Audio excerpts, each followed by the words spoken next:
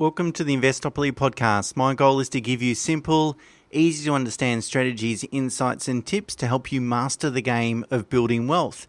And in this episode, I'd like to talk about how you can make the most of your superannuation contribution increase, which is about to kick in after 1 July 2021, obviously this year.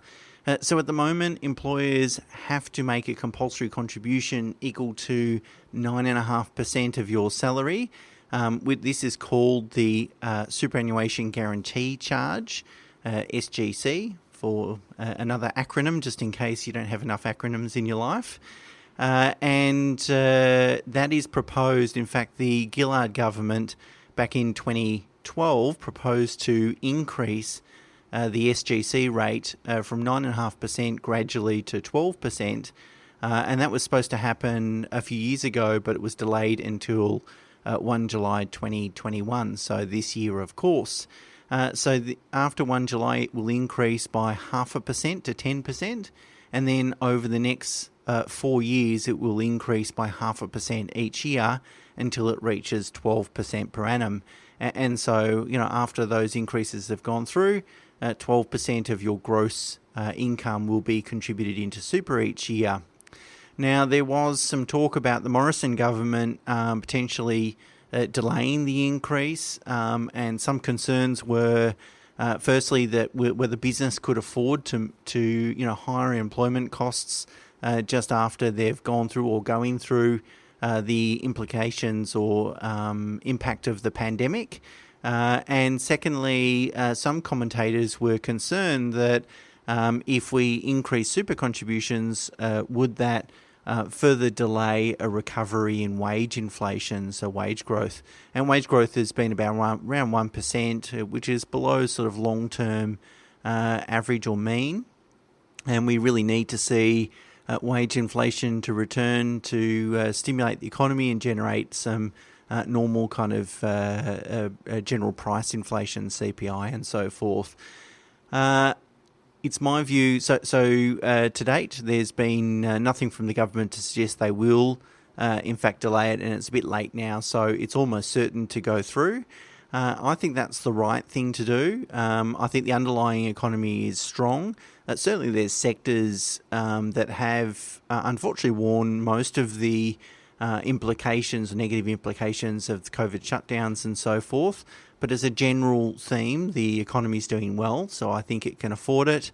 And it's arguable whether there's going to be any wage inflation with or without the super increase, and forcing people to increase the amount that they save for retirement, to take a long-term view, is, I think, generally a good thing for individuals and a good thing as a country as a whole. So in my view, it's a good decision to continue with the SGC increase as proposed.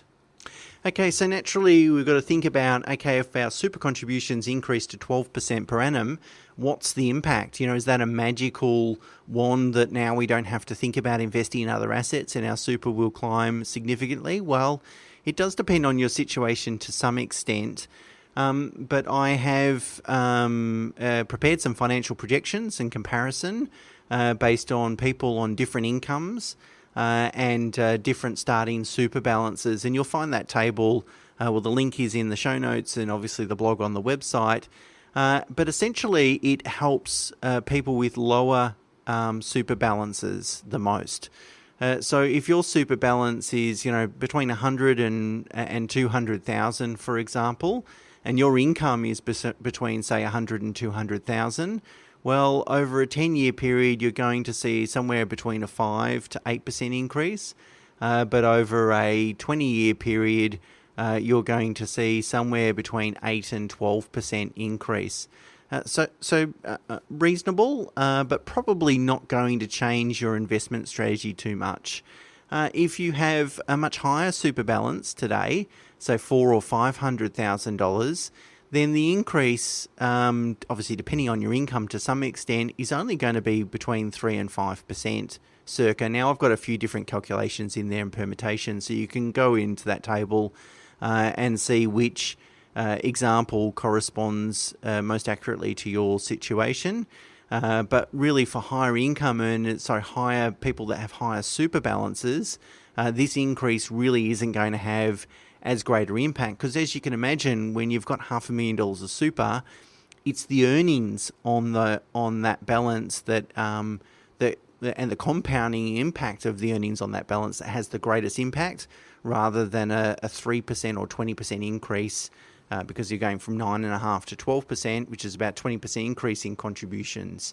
It's the earnings rate that will have a greater impact. I think perhaps maybe the most important takeaway is that despite this increase, I don't think it's going to change the fact that for many people that they need to start accumulating assets, or they need to have started accumulating assets in addition to super. So whether that's investing in property or shares, or assets in addition to super to sort of complement that. Super alone for most people, and particularly the audience of this podcast, won't be enough to fund a comfortable retirement or their desired retirement. So putting that aside, irrespective of sort of which camp you fall into, the people with the lower super balance that the contributions will help to a greater extent, or if you have a significant super balance now, even more important to really focus on two factors. The first one is you need to minimise fees. And fees are guaranteed, of course. Investment returns are not. Now, it's funny. In life, the more you pay typically with things, the better quality or better experience or better outcome you receive. Well, it's the inverse relationship when it comes to investing. In fact, there's been a lot of different studies that show that there's an inverse relationship between fees and investment performance. And quite often, the more that you pay an investment manager, quite often, ironically, or sadly perhaps, the lower the returns. So therefore, we should have a almost fanatical focus on fees, and that is pay the lowest fee possible. Now, of course, you can cut your nose off to spite your face. Sometimes going absolutely raw lowest cost, what it does do is sometimes limits the available methodologies and so forth to invest, and that can end up costing more in missed returns than lower fees. But as a general theme, the lower the fees, the better. If you're with an industry super fund, you should expect to be paying a total administration investment fee of less than 0.7%. And plus, normally they charge a sort of a weekly fee that amounts to somewhere between $100 and $140 a year. So not a lot, but really 0.7% is the key. If you're paying more than that, then it might pay you to sort of look elsewhere. So that's the first factor, is really understanding the fees that you're paying in the super environment and making sure that you're paying something that's at market level, which is that 0.7%. The second factor is, of course, it should be really obvious, maximising returns. Now, industry super funds have played a more prominent role in the super industry over the last 10 or 15 years. Certainly, they spend a lot of money on advertising on the TV, so I think we're all aware of industry super funds, and quite often they espouse the benefit that they're not-for-profit, unlike the banks or retail funds. And of course, all things being equal, that should serve you well. And certainly I would agree that almost all, in fact, maybe all retail funds are inferior compared to industry super funds. However, there's two important points I would like to make in respect to those industry super funds. Firstly, not aiming to derive a profit is useless unless you have a fanatical focus on productivity, and what you're trying to do is reduce costs. So think of it, to use an analogy, think of like charities. Some charities spend more than 40% of the amount of donations they receive on just administration, advertising, and those sorts of things. Those costs really don't help the ultimate beneficiaries of that charity, the reason why you're making that donation. And for example, I did a bit of research in Australia. The Make-A-Wish Foundation spent 44% of its revenue that was donated on administration and advertising. So only 56% of the money that you donate, nearly half of the money you donate, actually goes to granting the wishes. And I think, if I was a charity, that's got to be one of the key focuses, is making sure that, okay, we're not for profit, but let's make sure we're as most effective as possible. And the industry funds, use the tagline, run to only benefit members. And that's a nice tagline. But if you're not worried about costs and accountability and productivity, then it doesn't really flow through to actually benefiting members. And the Productivity Commission released a report in 2019 that said that industry super fund, the whole industry sector, has really failed to deliver lower fees and take advantage of the massive scale that they've enjoyed over that time. The second comment I would have is just because your fund is in an industry super fund doesn't automatically make it a good option. Industry super fund investment returns can vary greatly. And in fact, what I did is compared the returns of the top 8 or the most well-known 8 industry super funds, and I ranked their returns from highest to lowest, and I compared the returns from the top 2 to the bottom 2. And the variance over a 5 to 10 year period was around about 1%. 1% per annum in terms of returns from out of the top 8 well-known industry funds. And over a 20-year period, that could result in having a 13% lower balance. So that's more effectual, more impactful than the change in the SGC contribution rate. So that's why making sure you're with a fund that's delivering quality returns is so important, and arguably a lot more important than your contribution rate. The government has made some noise about trying to rectify this, and what they're going to do, or what they're working on, is publishing investment returns on an easy to understand sort of website, so people can just go in and compare options. They're also going to put some laws in place and rules and so forth to encourage or force poor performing funds to consolidate with better performers, so to get rid of those outliers.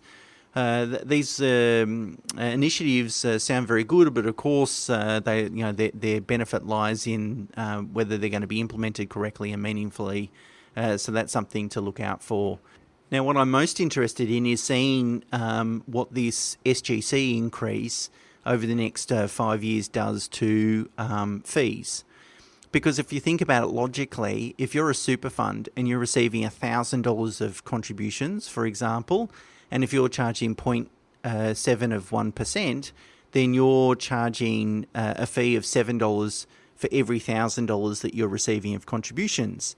Now, when the SGC rate increases from 9.5% to 12% over the next 5 years, instead of receiving $1,000, you're going to receive $1,260 of contributions. Now, whether you're managing $1,000 or $1,200 really doesn't really change your cost profile very much. So arguably, the cost should still be $7, to run that money, and therefore your fee rate should drop to 0.55 of 1%, so from 0.7 to 0.55. So it'd be really interesting to see. We should really expect to see a 15 to 20% reduction in fees. Now, according to the Productivity Commission's report in 2019, that hasn't happened. So will it happen in the future? I'm not really sure. However, it's really important to note that there's going to be a new player in the superannuation market, for which perhaps sadly it reflects on what I'm interested in, but I'm quite excited about because I think it will promote more productivity, accountability, and lower fees from the industry super funds. So before I talk about that, historically there's really been 4 options for super investors. The first one is retail funds. So they're MLC, AMP, those sorts of things, typically owned by the large banks or insurance companies, and they're characterised by high fees and low returns. Almost always never a good option.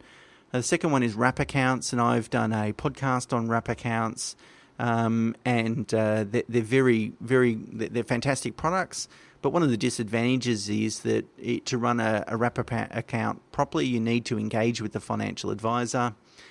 which might be economical if you have needs over and above super, like there's a whole strategy that you need to implement.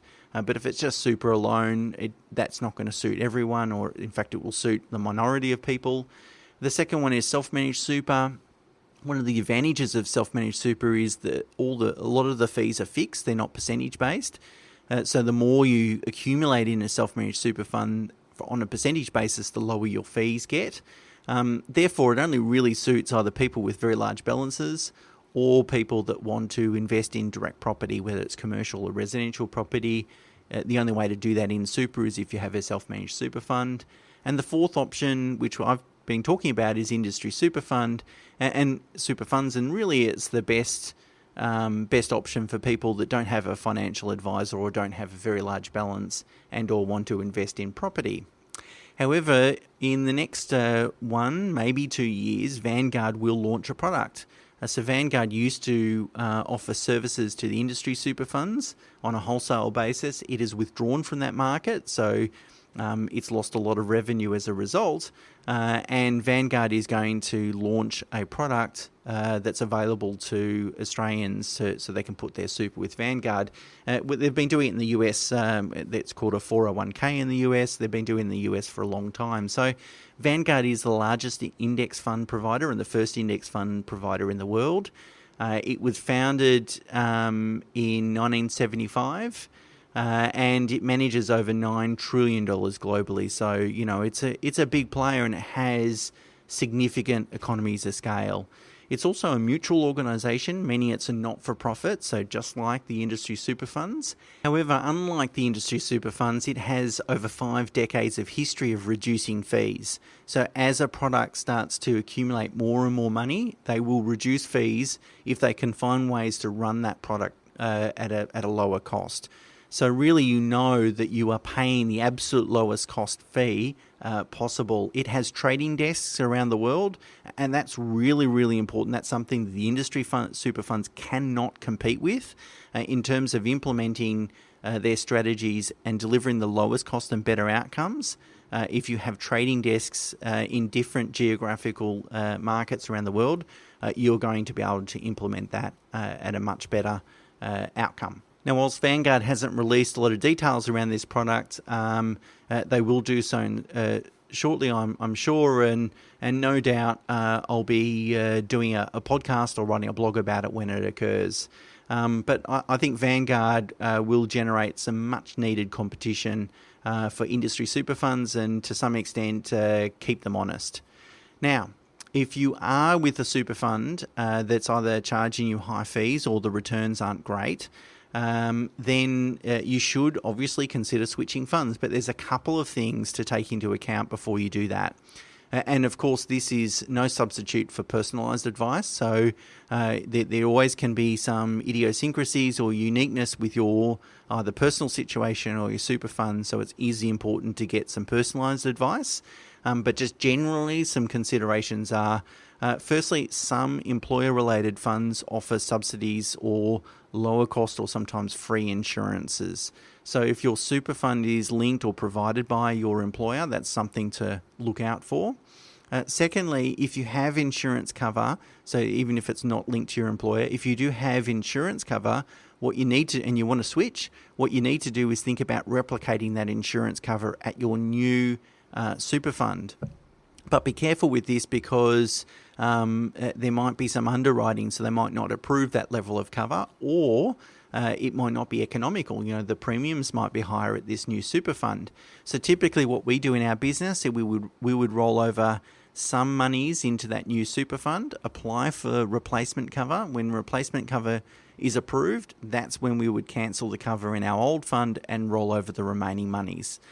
If for whatever reason replacement cover wasn't available or it was too costly, then what we would do is just leave a minimum balance in our old fund, retain the insurance and pay for the insurance premium, but have 95% or more of our monies in this new fund that's hopefully providing better returns at a lower cost. So insurance and employer benefits are just two considerations before you think about sort of jumping ship. Now, I realise that most people just can't get excited about super, and fair enough, I understand to some extent, but it's something that you really need to take an interest in. And it doesn't have to take up a lot of your time. Every couple of years, checking in to make sure your fund is performing well, and its fees are commensurate with the market, as low as possible, and so you're minimising fees and maximising performance. And typically, you can do that with the same fund. So, as I said at the beginning, it's not true that you need to pay high fees for better performance. But the benefit of the really good thing about super is it forces people to take a very long-term view. And they should do that inside and outside super. But in inside super, you obviously are forced to take a very long-term view because you can't access it until you're 60 years of age. So it is a very powerful product, although it's compulsory, a very powerful product. And we should make sure that it's working really hard for us, because the difference between an okay super fund and a fantastic one can literally be hundreds and thousands of dollars at the end of the day. So that's it from me this week. Until next week, bye for now.